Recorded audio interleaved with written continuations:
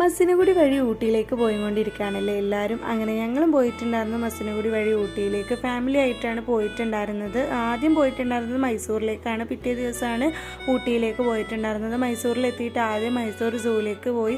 അവിടുന്ന് കുറേ നടന്ന് ക്ഷീണിച്ചിട്ടുണ്ടായിരുന്നു. പിന്നെ ഷോർട്സ് വീഡിയോ ആവട്ടെ തന്നെ ഫുള്ള് നമുക്കിതിൽ ഉൾക്കൊള്ളിക്കാൻ വേണ്ടിയിട്ട് പറ്റിയിട്ടില്ല.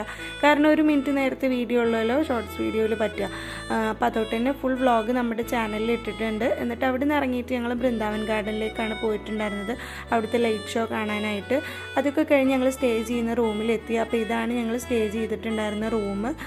പിന്നെ പിറ്റേ ദിവസം ഞങ്ങൾ ഊട്ടിയിലേക്കാണ് പോയിട്ടുണ്ടായിരുന്നത്, അതും മസിനഗുഡി വഴി. അപ്പോൾ വീഡിയോയിൽ പറയുന്നത് പോലെ മസിനഗുഡി വഴിയുള്ള യാത്രയ്ക്ക് അടിപൊളിയാണ് കേട്ടോ. പിന്നെ ഊട്ടിയിലെത്തിയിട്ട് ഞങ്ങൾ ആദ്യം കർണാടക ഗാർഡനിലേക്കാണ് പോയിട്ടുണ്ടായിരുന്നത്, അതും കാണാനായിട്ട് അടിപൊളിയായിരുന്നു.